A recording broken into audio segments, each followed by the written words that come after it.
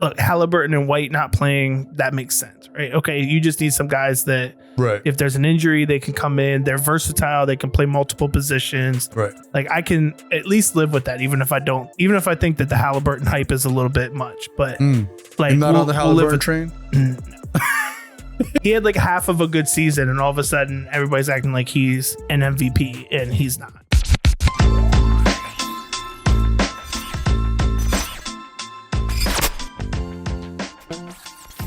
What's going on, everybody? Welcome back to another episode of the Think RBA podcast. As always, I'm Mr. Ayo, the boy, the Chico, with my man, Mr. Okadam, Mr. OK Hak. What is going on? All is okay. All here, is gold right now.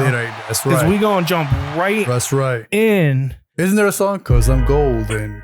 I'm golden. There's a lot of songs that talk about gold. Like, I ain't saying she a gold, but like, there's a lot of. All I'm gonna say is USA, USA. It's funny coming from a guy who's been to different. Like, that's right. I'd expect that from me. Hey man. So Olympic time. Right. Things are been in the middle of it. Things are wrapping up. Gold medals have been going out. The USA has won a number of different gold medals, but we're going to focus on just 2 gold medals today. And that's because what's our love? Hoops, man. Basketball. Hoops and football, but there's no football yet. Not yet. In At the least it's Olympic- not an Olympic sport yet. Well, no, it's coming. It's coming. Flag football in the Olympics. That's right. The U.S. men's team, U.S. women's national team, both won gold this weekend, and just in the last 24 hours. That's right. And so here we're recording Sunday night. Both of them have just won. And I don't know about you, but I'm ready to talk about it because Let's go, man. My goodness. And we have to start like 1000%. Like, everybody want to talk about Steph.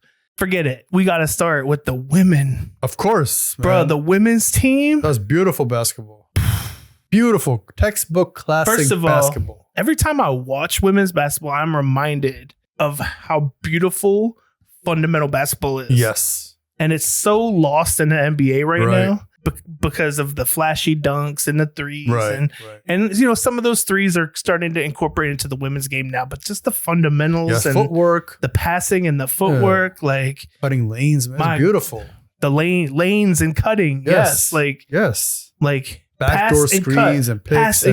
Pass and cut, like beautiful basketball. The basketball you try to teach the kids, but they're really executing at a high level.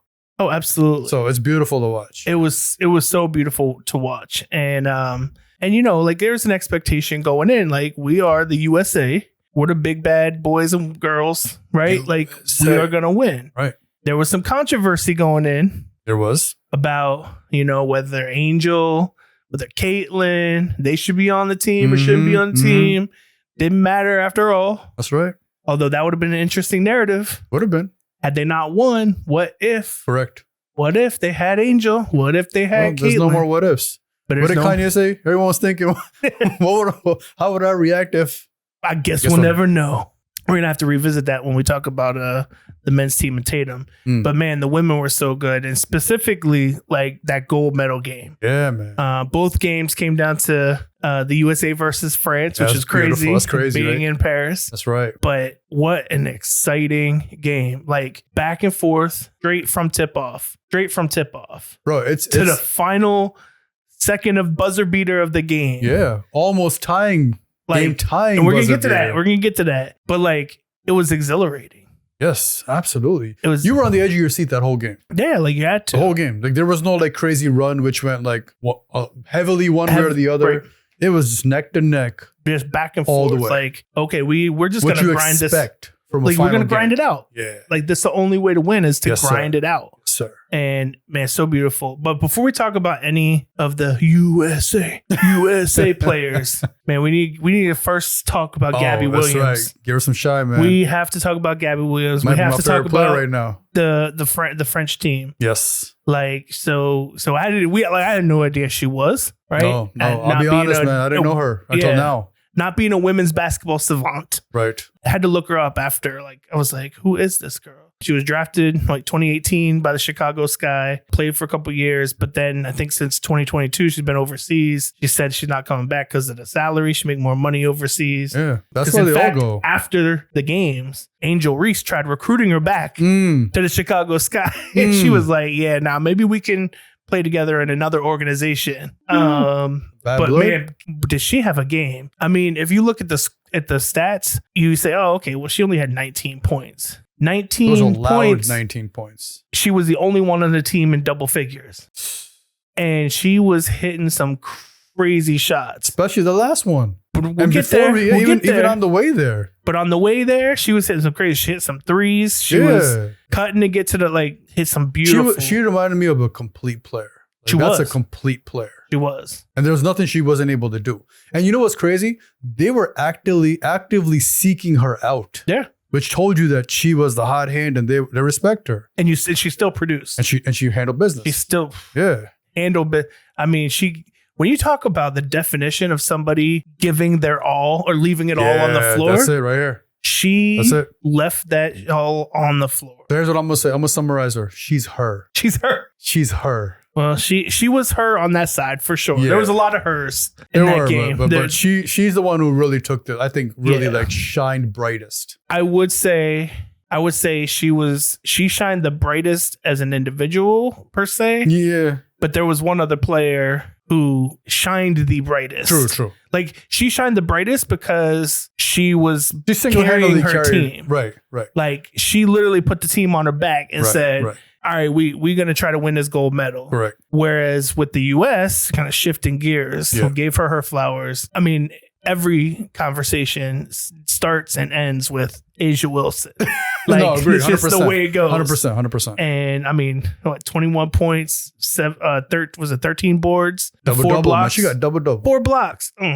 The monster. Yes. The monster. Yes. Like Kanye said, she's a monster. She's her. She was. So again, there was a lot of hers on that floor, but that's what made for such a great game. And then leading down to, what happened at the very, very end. For those who, if you maybe didn't see it and you're just recapping this for the first time, we were up, and I think we were up by 3. 4 points. 4 points. 4 points. And then she came down and she hit a 3. Right. So they fouled immediately. They had no time. France had no timeouts. Right. And we made both. Correct. So both free throws up. They were back up by 3. And France inbounded the ball with 3.8 seconds they were doubling her. Of course. And then so they got into this other girl. She brought it up and it gave Gabby just enough time to get out to right to the 3-point line. And she passed it to her and she immediately grabbed it and hoisted it. Correct. And made it. Correct. Bank. But her foot was on the 3-point line. You know what she did? She KD'd it. A little bit more than KD because KD was a toe. Correct. Her whole foot was on the line, but still, my goodness gracious, it was a tough shot. That was a tough shot. It was a tough shot, and it's got to be so heartbreaking. Of course, to know that you were a couple of inches. Correct. But that's sports, man. That's how things go. It's the beauty of sports, right? It's beautiful. They say football is a game of inches, right? So is basketball. So everything is just so close. Every sport is a game of inches. Think about it. Yeah. So no, I finally got to watch basketball. I enjoyed sitting and watching this game start to finish. Right. It was beautiful to watch, man.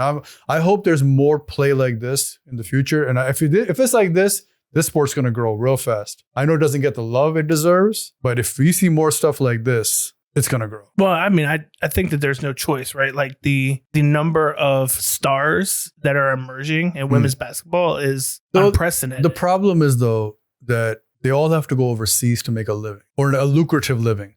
If the local league, right? If the U.S. team, the U.S. league pays them enough and they generate enough interest and growth, which I think is happening better now, right? With Caitlin and so forth. They don't need to go overseas. We should keep our stars inland, right? Inland, domestic. And I think that that's starting to happen now. And that's what I mean. I think finally now we're seeing the emergence of just more stars. There's just more, we talked about it, many, many episodes ago about how there's, coming out of the NCAA tournament, we knew more women players than we did men in terms of just household names. Right. So I think that's on the rise, which is crazy because you think about what our 2028 team is going to look like with some of the players we have now with Asia and them, and then you add in the Angels and the Caitlyn and they'll be more veteran and seasoned by then. So man, and then any players that still might be coming up. We got the Juju still. Like there's still a lot and still though players overseas are doing the same. So that U.S.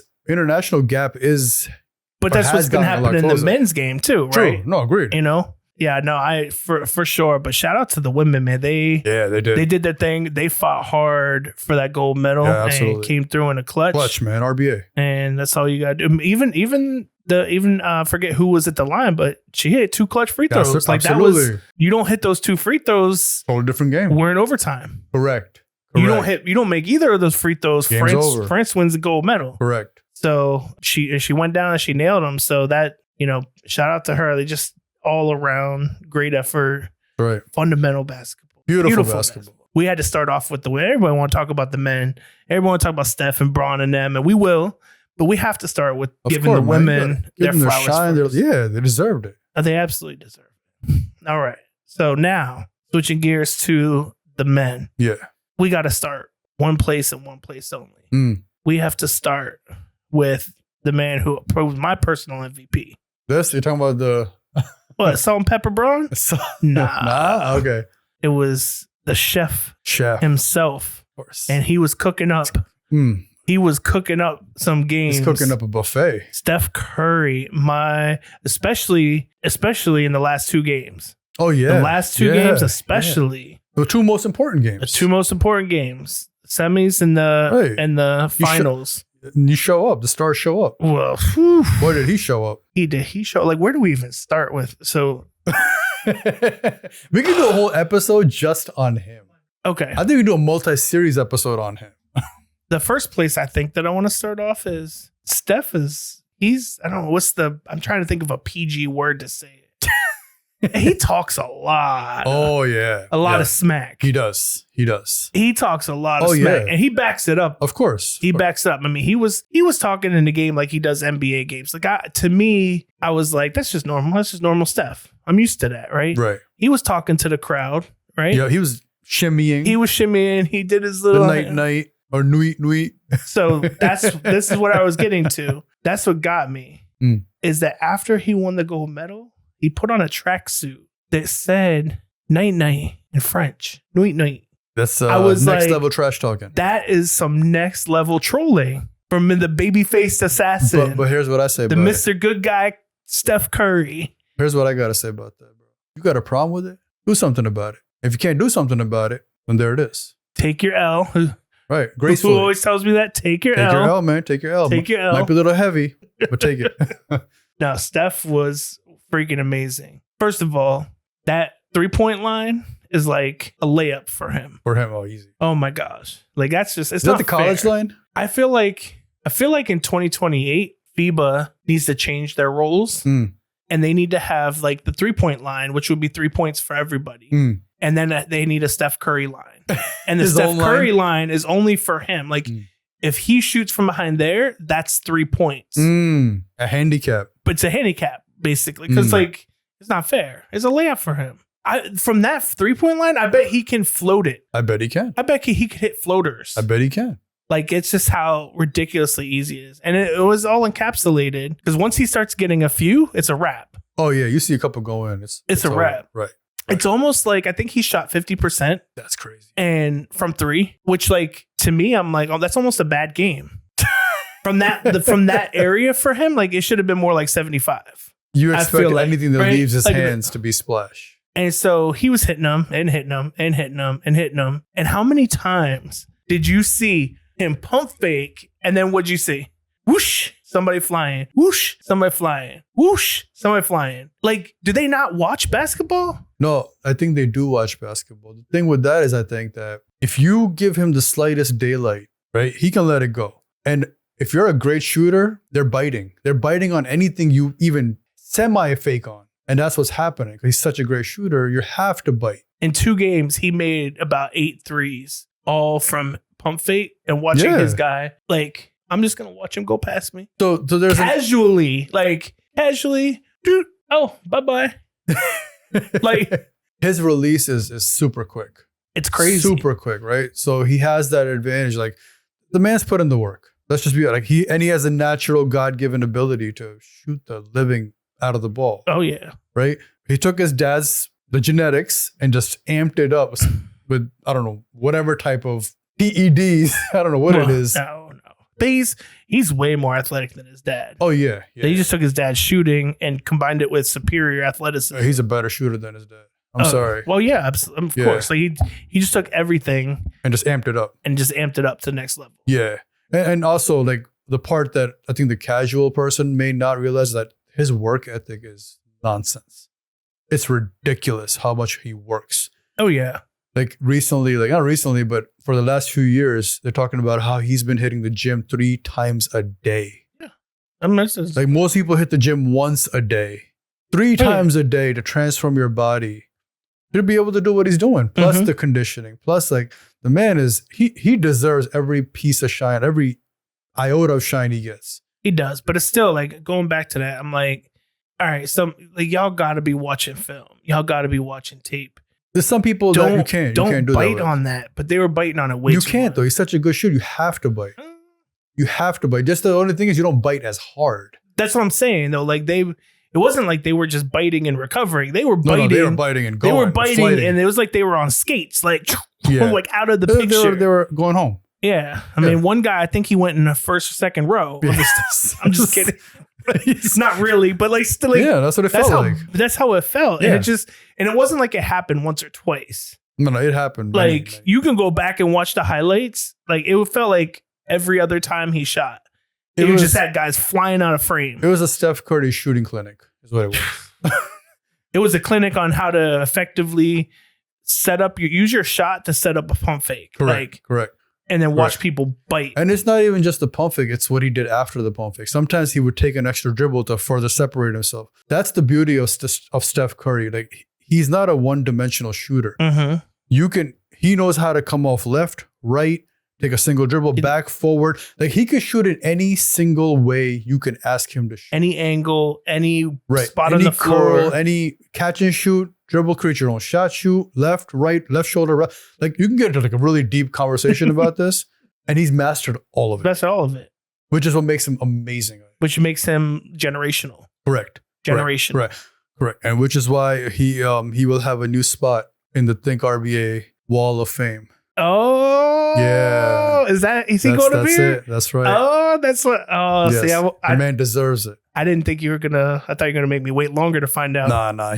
Okay, so Steph is gonna be up here, right there, man. So wait, are we gonna put Braun over here next to? No, because he's facing that way, so he's got to go. Oh, I see. Yeah. Got it. No, I like that.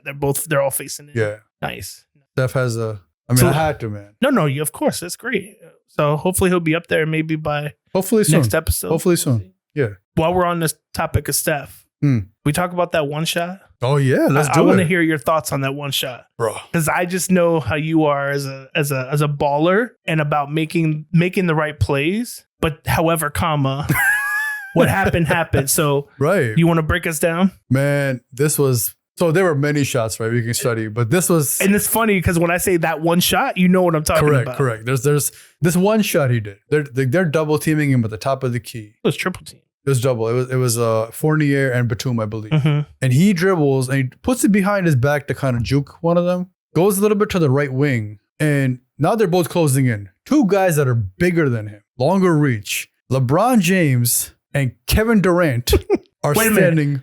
Not Klay Thompson and Draymond Green. No, this is the Olympics, right? Right.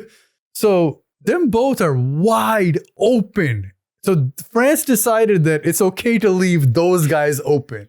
Can we just pause and think about how ridiculous that is? This just sounds nonsense, right? We're going to leave LeBron and KD open. To double teams. One of the best passers and one of the best shooters ever. Right. Best scorers. Best scorers. And best bucket getters, right? One of the best shooters ever. Could go guard the greatest shooter ever. But he's also smaller, right? And Steph... Business decision. He had the hot hand. So I guess I could see it maybe. So Steph decides, you know what? I'm the Chef Curry meter is on blaze right now. He had, you know, the pan had the flames coming out of the pan. That's it. That's what happened. He said, you know what? I'm gonna filet mignon. Oh, I'm gonna do filet. No pun intended, right? he did. And he went to the right wing, and this guy, he didn't even set up right. He did it. Because he did the same shot in the finals. Yep. And this guy goes right, and on leaning, two guys draped on him, decides to throw a freaking rainbow. Bro. It was the heat check of all heat checks. When he could have easily done a behind the back pass or split two guys wide open. Or even he jumped up and overhead, like something. I don't think he could have done over because they were so big. You could have done a fake and then maybe get it to them. Well, I'm saying, watch out when he was the way he was like moving to the side and his momentum. He could have just jumped and thrown it up, right? Like true. Out of there, like throw it up. And quite frankly, that would have been the right play. Correct. The right play was to pass to LeBron James or Kevin Durant, who had nobody around them. Had nobody on them. Right. There was like a strict social distancing around those and everybody else is being guarded. And he says, no, I'm going to shoot this ball. I got it. Right. I got this. Guys, I know what you're thinking. I got this. But guess who I am? I'm Steph Curry. I'm the greatest shooter on the planet. This guy shoots it super high arc, right? And all you see is, and the crowd goes nuts. Of course. He turns around. He does a little celebration dance on his way back. And what I was thinking, because you talked about it earlier, right? Steph talking a lot of junk, right? A lot of smack. I felt like the France players were talking to him because I haven't seen him this amped up. Because what you could read from his lips was, he can't guard me. He can't guard me, which means somebody was saying something. Because he just doesn't. You don't just go say that, right? Something had to happen for you to be able to say something like that. And I felt like that was the exclamation mark that you two can't guard me. Right. None of y'all. And I know those guys are open. I know they're bucket getters, but I'm Steph Curry. Yeah. Nobody can guard him. You know why? Because he hit that one crazy 3 over Wemby too. Oh my God, bro. And Wemby jumped. He jumped. I was like a 15-foot, no, probably longer than that. Talk about a rainbow. Yeah, sure, it hit and it slowly, shooter's touch went in, but come on, man. Steph was in his, as the kids say, in his bag in the last 2 games against Serbia and France. I'm not even going to say bag. I'm going to say he was in his luggage. The Serbia game. So we didn't even talk about that. We went straight to the goal. That Serbia game? Oh my gosh. Another shooting clinic. So just to be completely honest and transparent, I didn't get to watch the gold medal game live. Okay, I didn't either. I was out at a personally basically personal family friend, but at his football scrimmage. But I was following the games. I was like, I'm gonna catch up on it, watch it later. But I watched the end of the whole fourth quarter of the Serbia game. I got home a little bit late that day, but I caught that Serbia. Oh my God. I was like, I was following it on my way home and I'm like, we're really about to lose to Serbia. Like, we're going to lose to Jokic, who, you know, like all the narratives are going to come up about Jokic and LeBron's, like, because, you know, from the 2004 team. And I was like, and your boy Bogey. I mean, I'm proud of my boy Bogey. I'm going to get into that too. But like, Bogey had a great game. Yeah, I really was like, we're going to lose. And then all of a sudden in the fourth quarter, so it kind of started with Embiid. But then he made some kind of mistake or something. He had a turnover. He had a bad turnover. And then all of a sudden it was like Steph and Bron were like, nah, we got this. And then KD also hit a clutch shot. It was like that trio was the same in both games. It was Steph, Bron, and KD. Yeah, of course. But yeah, Steph brought it home. And he was in that Serbia game. He was, I think, Melo's record of points was like 37 in a game. And Steph got to 36 after he got the last free throws with a few seconds left. He was 1 point away from tying the record, 2 points away. I'm like, man, like I wish that he would have got that record. Yeah. He deserves it. I mean, he deserves it. There's always next time. There is always next time. There's 4 more years from now. He'll be a little older, but you know, one thing that doesn't go away is shooting. Correct. So, but no, he was the MVP. Like, we do not win that gold without Steph Curry. I think it was a co-MVP. I think without Bron, because Bron carried them earlier on when they almost lost a couple games. I think both of them, like, we're getting very hyped up for the end, but the beginning was a lot of LeBron. So I think they both share that MVP. Yeah. Okay. I just think like it comes down to how did it get closed? And when you say carried, I'm like, well, in the 2 games that mattered the most. Agreed. Right. Steph had 36 and like 28 or something. I mean, like he was clutch when they needed clutch. I don't think they get that far though, had Bron not carried them early on to really set that tone that we here to do something. Well, I mean, you could say the same to KD too, right? Because KD was out there just he hit getting a clutch buckets. bucket. He was getting buckets all the time. And he may not have taken as many clutch shots in the final minutes as Steph did, but he was still out there all game, every game, handling business, getting buckets. Right. So, like, you know. The one thing we saw, he played defense. KD played defense. That Serbia game, I was like, yo, I texted you. I was like, I ain't seen KD play defense like this in his whole career. Like, he had that one, he forced that backcourt, which really wasn't a backcourt. And the refs wouldn't review it, but like he forced it. I was like, okay, KD, look at you picking up from half court. Look at that. I ain't never seen you pick up from half court like that. I mean, but nah, it was like you could really, I think really you could say the 3 of them. But that's the trio. That was the for sure trio. Like, you know, like it was Michael, Magic, Bird. And then it was like Bron, Melo, Wade, like, Bron, Melo, Kobe. Bron, Melo, Kobe. Yeah. Right. This was definitely Bron, KD, Steph. Right. Easy. So does that make Jason Tatum, Christian Laettner? I mean, is that where we're going now? Okay, so we gave Steph his flowers. We've given Bron his flowers. Yeah. Shout out to Salt and Pepper LeBron. He looked like you out there. He looked like me out there. He looked out.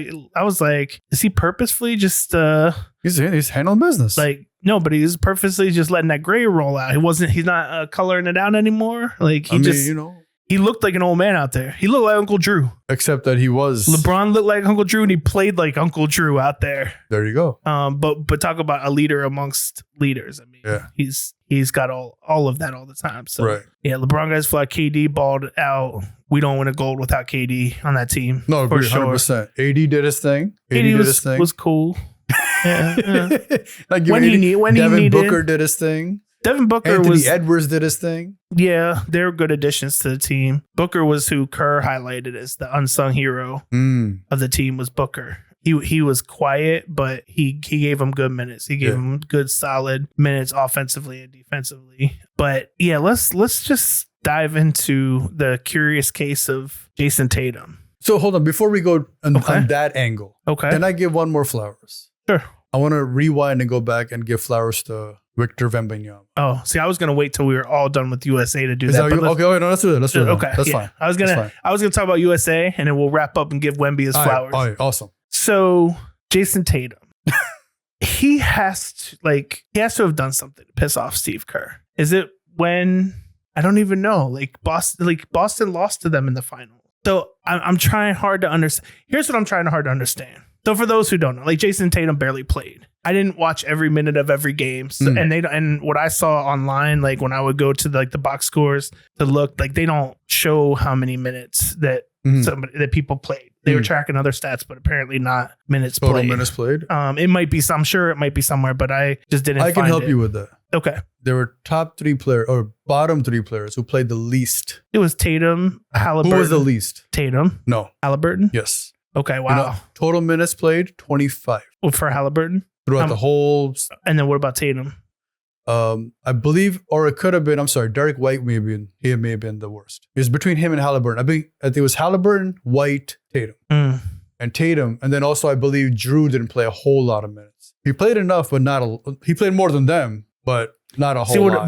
But so from what I saw or what I was tuned into, it just felt like Derek White played more. It felt like it because he was in the more crunch time. He was in more whereas critical. Tatum was not. Like I don't really remember a single Tatum highlight except for only one, which was out there on social media where he hit the side of the backboard with a shot. But like, how do you go from winning the finals to sitting on the bench for the Olympic team? Well, it's the same. And you're one of the faces of you're one of the upcoming faces of the league. It's the same way that your MVP didn't even make the team. Well, that's so there's like a whole Celtic thing here going on. Because you got that going on, right? Jaylen Brown didn't make the team. Tatum's not getting any playing time. White didn't get any playing time. But then why bring him? Correct. Why? That's what I don't understand. Well, Halliburton, same thing. Well, Halliburton should have never been there in the first place.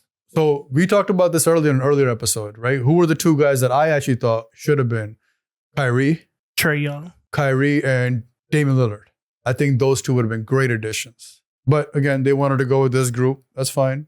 Maybe in the future setup, I don't know. But I think Steve Kerr may have a little Celtic. I mean, hate in his. It really, really was like, look, Halliburton and White not playing. That makes sense, right? Okay, you just need some guys that, right, if there's an injury, they can come in. They're versatile. They can play multiple positions. Right. Like I can at least live with that, even if I think that the Halliburton hype is a little bit much. But like, you're not on the Halliburton train. No. He had like half of a good season, and all of a sudden, everybody's acting like he's an MVP, and he's not. Like, but he's good. He's a really good player, but he's not. It's cute. Is what he's saying. It's cute. Olympic MVP. Like, anyway. But Tatum is a different story. Yeah. And to be quite frank, like I found it personally, and I don't even like the Celtics. I don't like Jason Tatum, but I felt disrespected for Jason Tatum. No, agreed, 100%. I felt disrespected for that man. Like. And I was trying to put myself, and I want to ask you this because I was trying to put myself in his shoes. Like, all right, I have committed my summer away from my family, away from anything else that I could be doing. I could be getting ready to try to go win another chip next season. But I committed to doing all of this, committed to being part of this team, to contributing to this team. I went to training camp, played whatever, and you're not going to play me?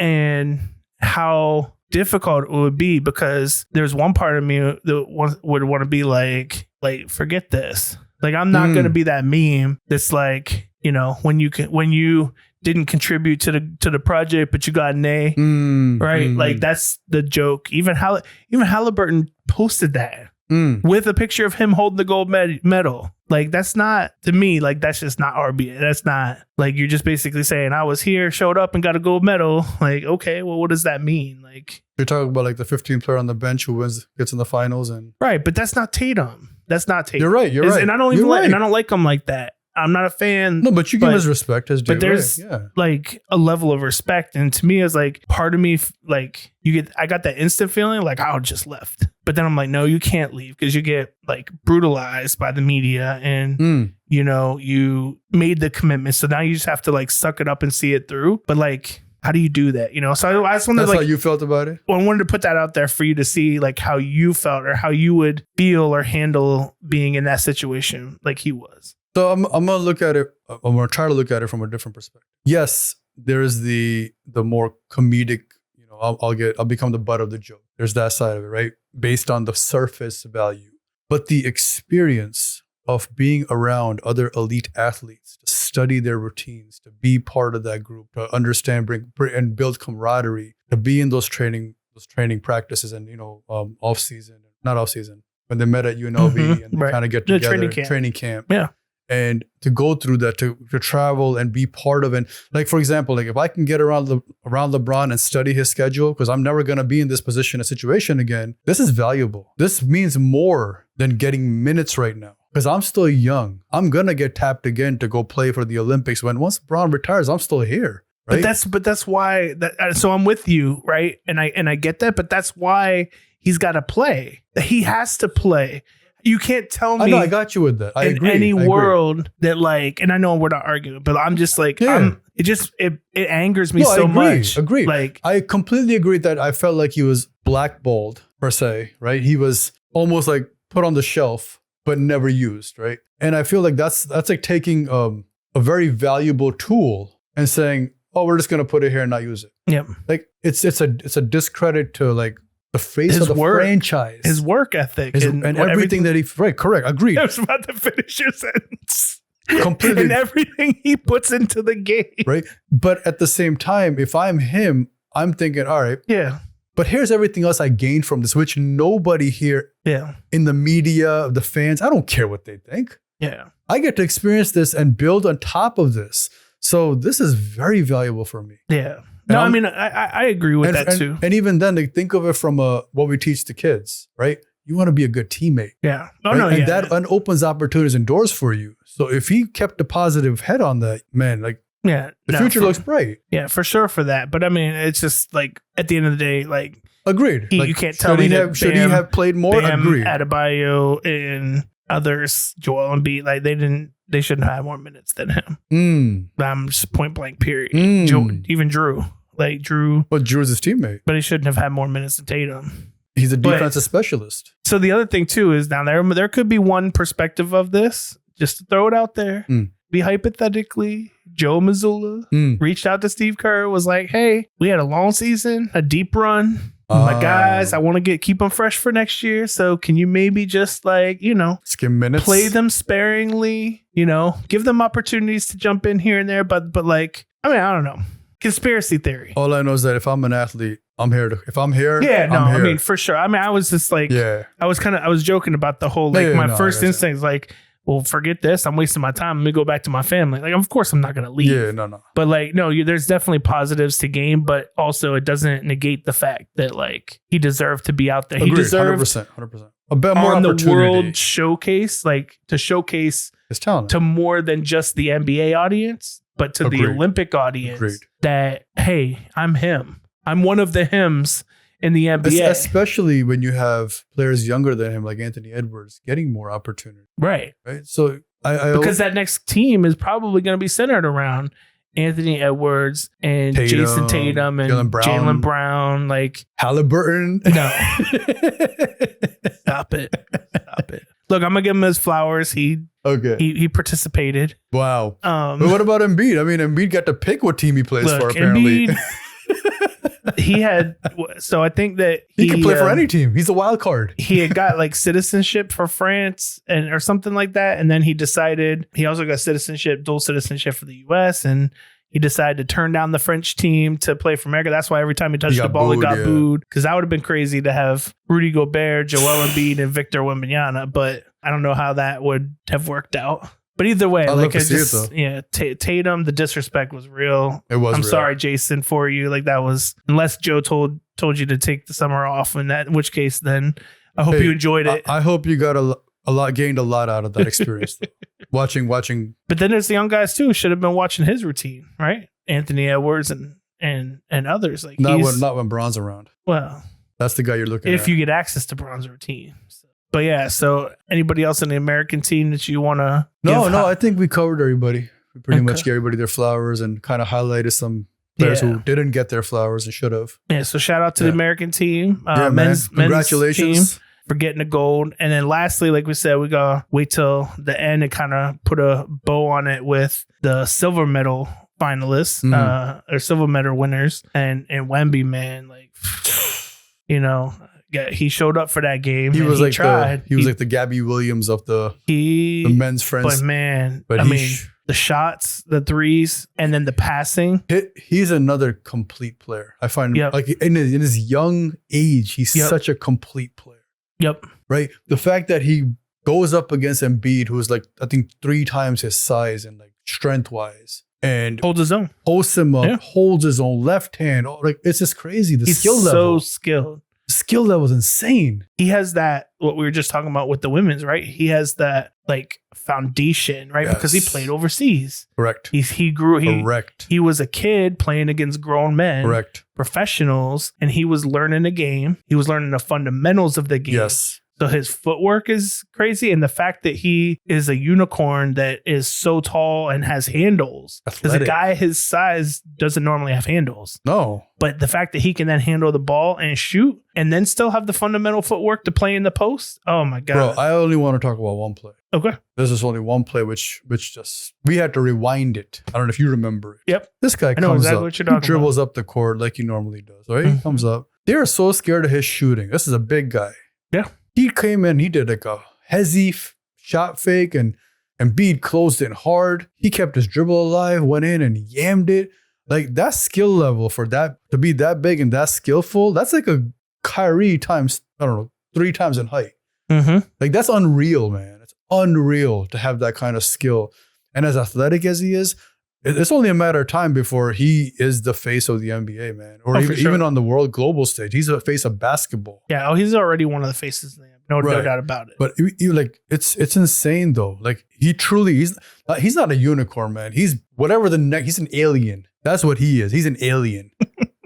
That's what he is. For real. Yeah. So, and I really look forward to watching him develop and grow and just take over. Just take everything over.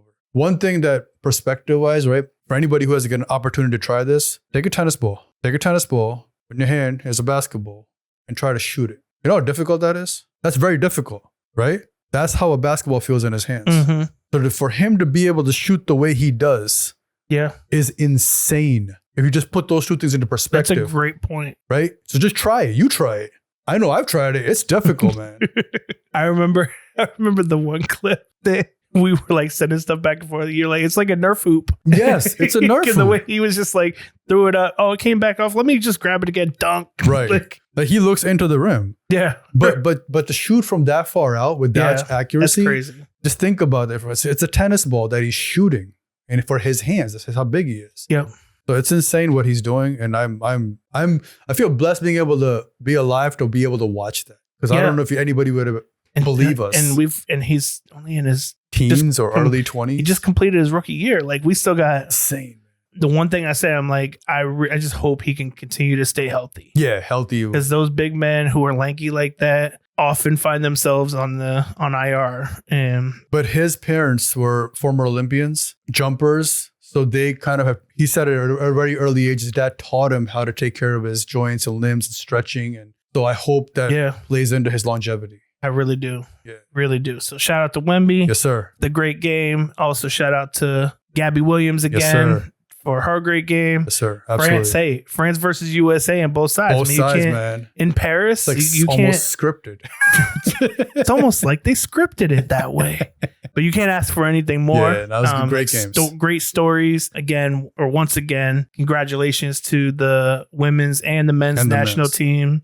USA basketball. Y'all did it again. I think the women's team is like the most prolific, winningest team in history. The men have won every Olympics now since the little 2004 debacle. Yeah. But ever since the Redeem team, they've been back on top. But I think this will be my last point, and then we can wrap it up. The gap is closing. Absolutely. When you look at the international game versus this, you look at what happened with Serbia, with Jokic and my boy Bogdanovic.